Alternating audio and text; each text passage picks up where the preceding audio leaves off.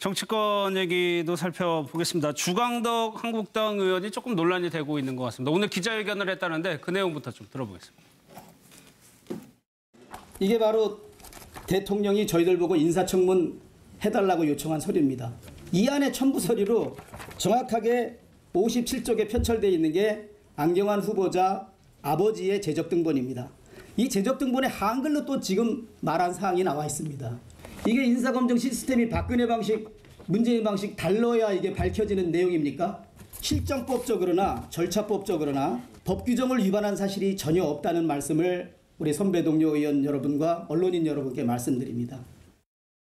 자, 교수님, 이 사실을 주 의원이 어떻게 알았느냐가 첫 번째 쟁점인데 청와대는 이 재적등본이라는 걸 요구하지 않았다. 그렇게 얘기했죠. 네, 예. 그렇게 얘기했고 이제 주광덕 의원은 그걸 입수를 했고요. 근데 예. 거기서 이제 그거보다 저는 더 문제가 되는 게 지금 논란이 되는 것은 판결문인 것 같아요. 예. 판결문을 어떻게 주광덕 의원이 입수를 했냐 하는 문제 가지고 논란이 되는 것 같은데 두 법조인이 말씀하시겠지만 이제 국민들 입장에서는 이제 이해가 주광덕 의원은 그렇게 얘기했어요. 국회 의정 자료 전자 유통 시스템을 통해서 법원에 그 판결문을 달라고 요구를 했고 예. 법원에서 그 여성 상대 여성의 성과 나이 이런 거 빼고 다 지우고 줬다. 그래서 결국 판결문을 받게 됐다고 얘기를 하는 것이고 이정열 전 부장판사는 가사 사건, 가정법원 판결문은 비공개가 원칙인데 예. 어떻게 주광덕 의원이 그 판결문을 입수하게 됐느냐 가지고 이제 문제를 삼으면서 혹시 이게 주광덕 의원이 검찰 출신이니 검찰의 조직적인 어떤 검찰 개혁에 대한 반감 또는 반항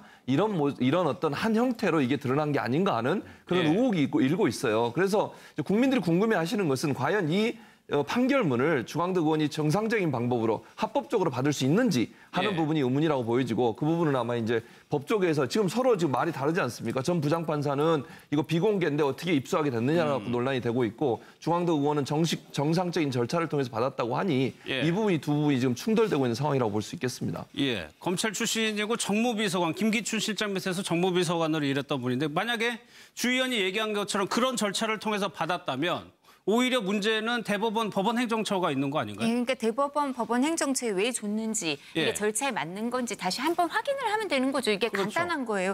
근데 재적등본은 이제 청와대에서 얘기를 잘못하시는 것 같아요. 왜냐하면 인사청문 요청안에 재적등본이 들어가 있거든요. 예. 그리고 재적등본 첫면에 그게 혼인무효 그 얘기가 한자여서 귀찮아서 안 읽었으면 모르겠는데 세로로 한자로 있어요 분명히. 예. 그러면 이게 왜 혼인무효가 되는지 물어봐야죠. 그러니까 예.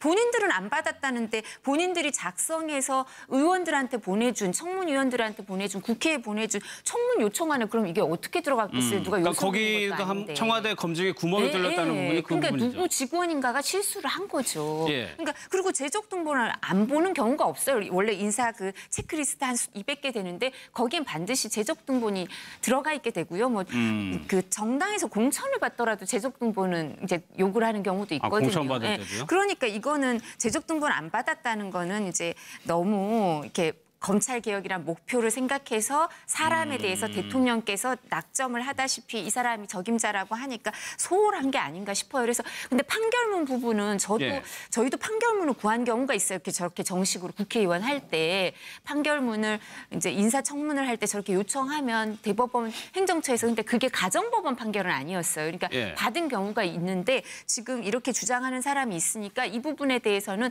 대법원 법원 행정처에 여당에서 질의를 하면 되죠. 그럼 법원 행정처에서 답변을 해주겠죠. 예. 왜 그러냐면 주광덕 의원의 해명 부분에서도 약간 설명이 좀 부족한 부분이 이렇게 해명을 했어요. 지금 가정법원의 판결문 같은 것을 공개한 게 문제라고 하는데 이 여성의 신상이나 이런 정보를 다 지우고 자신은 공개를 했다. 그렇기 때문에 이게 개인정보 보호에 아무런 문제가 없다라고 또 말씀을 하셨는데 그게 아니라 변호사들이 주장하는 거는 애초에 판결문 들어왔을 때 그거가 삭제된 채로 들어왔어야 된다는 거예요. 그러니까 주의원의 손에 들어올 때부터 삭제된 채로 들어와야 되는데 주광덕 의원이 해명을 한 걸 보면 마치 본인이 받았을 때는 다 멀쩡한 채로 받았는데 공개하면서 삭제했다라고 그렇게 되는 얘기가 들리거든요. 근데 저희가 어떤 경로로 판결문을 받아봐도 1심 판결문은 다 지워진 채로 손에 들어오는 거지 멀쩡한 채로 누군가에게 넘어가는 법이 없어요. 그러니까 애초에 원본은 그럼 어떻게 생겼는지부터가 좀 이상하긴 해요. 그래서 그거는 말씀하신 것처럼 법원행정처에서 행정처가 답을 해야 되는데 근데 법원행정처에서 가사 판결문은 법원행정처라고 해도 저런 상황에서 저렇게 주는 건 저건 불법이에요. 법원에서 발행 그러니까 누군가에게 책임을 엄밀히 따진다면은 글쎄 받은 사람보다는 준 사람이 문제가 될 것 같거든요. 그러니까 이제 지금 현재 민주당에서 주장하고 있는 건 방금 얘기했던 것처럼 판결문 자체가 주광덕 의원이 공개한 자료와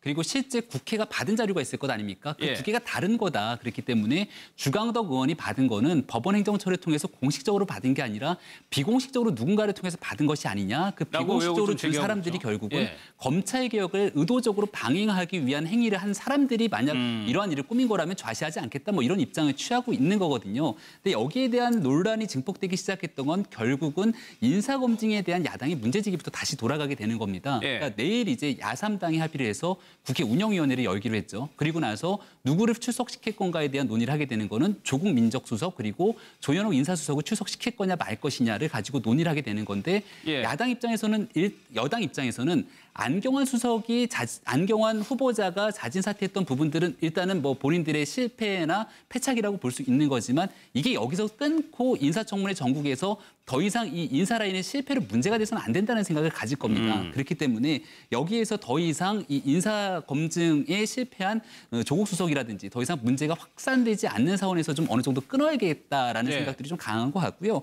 여기에 대해서는 뭐 주광덕 의원 입장에서는 본인이 얘기하고 있는 것처럼 정당한 의정 활동의 일환으로 했다라고 주장하고 있는 거고 충분히 재적 등본이라고 하는 게 인사청문 검증 자료로 왔던 부분인 만큼 현재까지 해명으로 봤을 때는 정당한 의정 활동에 부족함은 없어 보이거든요. 여기에서 만약에 이제 법원 행정처가 줬던 자료에 문제가 있는 게 아니라면 빨리 이 부분은 좀 털고 넘어가고 이러한 얘기가 계속 논란이 계속돼서 누구의 책임인지를 물으면 물을수록 사실은 이미 사퇴를 해버린 안경환 후보 입장에서도 굉장히 더 이미 아픈 상처를 받은 건데 그 상처가 더 누적될 수도 있는 상황이기 때문에 적절한 선에서 어느 정도 좀 조정이 필요한 상황으로 보입니다. 어제 뭐 문재인 대통령도 검증에 좀 아니한 측면이 있었다라고 뭐 고백을 했었죠. 근데 이제 청와대에서 보는 시각은 검찰 개혁에 대해서 조직적인 반대 움직임이 있는 것 같다라고 파악을 하고 그런 거죠. 그러니까 지금 얘기 나온 거 종합적으로 얘기해 보면 그걸 불법이라는 거 아니에요. 그거 보내는 건 판결문 왜냐면요.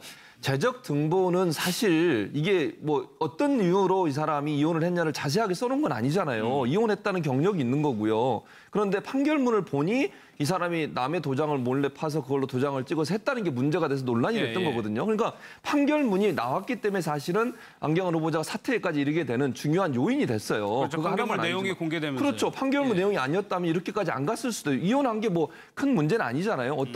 무슨 이유 때문에 이혼이 됐고 이혼 과정에서 어떤 불법적인 일이 있었다고 하는 것이 중요한 사유가 됐기 때문에 그렇다고 하면 판결문이 나오는 것이 중요한 어떤 계기가 됐으니 그 판결문이 그럼 합법적으로 나왔냐 하는 부분은 따지고 가야 되는 거죠. 왜냐하면 그게 따지지 않아지면 그러면 국회의원이 의정활동하면서 불법적인 방법으로 어떤 자료를 얻는 것을 허용하는 건 아닌 거잖아요. 합법적인 방법으로 해야 되는 것이고 물론 의정활동의 중요한 역할이니까 그건 해야 된다고 생각을 해요. 그러나 어떤 방법으로든 불법적으로 하고 누가 혹시나 뭐 아직 밝혀지지 않아서 모르겠지만 검찰이나 법원 쪽에서 어떤 검찰 개혁에 반대하는 어떤 목소리를 내기 위해서 안경환 후보자가 검찰 개혁의 이른자로 나왔으니 그를 낙마시키기 위한 목적으로 만약에 누군가가 그걸 떼줬다면 불법적인 방법으로 불법을 감수하고 그렇죠. 그건 문제가 되는 거죠. 당연히 그렇다고 하면 좀 그건 그런지 안 그런지 아직 모르지만 확인해서 만약 그렇다고 하면 충분히 청와대 입장에서는 그런 문제를 제기할 수 있는 거라고 저는 생각을 합니다. 근데 기본적으로 이 재적 등본에 이혼이라고 돼 있는 게 아니고요. 혼인 무효라고 써놨어요. 그러니까 혼인 무효가 어떻게 됐는지가 안 어떻게 나오잖아요. 됐는지를 물어봐야죠. 청와대에서. 근데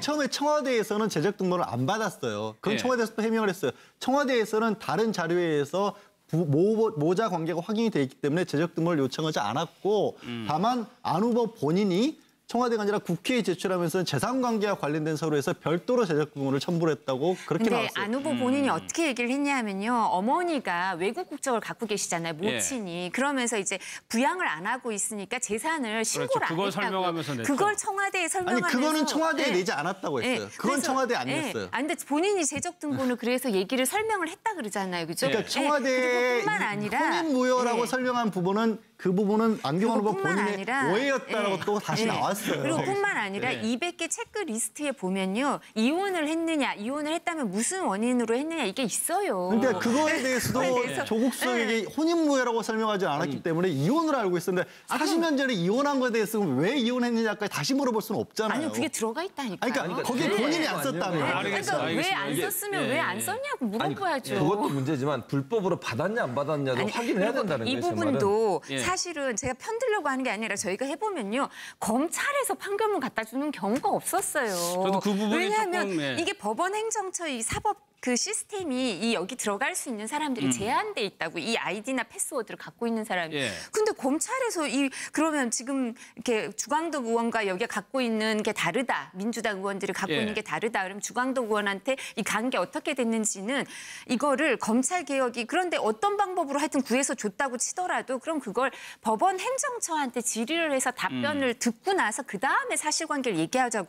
우리가 이 원소 쓰는 상황을 알 수가 행정처니까요. 없어요. 아, 그렇죠. 근데 네. 청와대에서도 지금 주광덕 의원이 가진 판결문을 가지고 검찰 개혁에 반대하는 목소리가 나온 건 아니고 예. 별도의 다른 얘기들을 하고 있는 거죠. 근데 지금 이 부분은 하나 확인해야 될 부분을 말씀하신 것처럼 그 판결문에 대해서는 확인할 필요는 있는 상황이라는 건 확실해요. 그리고 예. 뿐만 아니라 청와대 핵심 관계자가요. 검찰 개혁에 반대하는 조직적인 움직임이 여러 곳에서 파악됐다. 이런 얘기를 하시는 건 부적절하죠. 이게 확인돼서 명확한 거면 그 인사를 할 때 지금 알겠습니다. 예. 인사를 할 때 처벌을 하면 그걸 이렇게 반영을 하면 되는 거지. 이런 예. 불확실한 음모론을 제기하는 거는 적절치 않아 알겠습니다. 보입니다.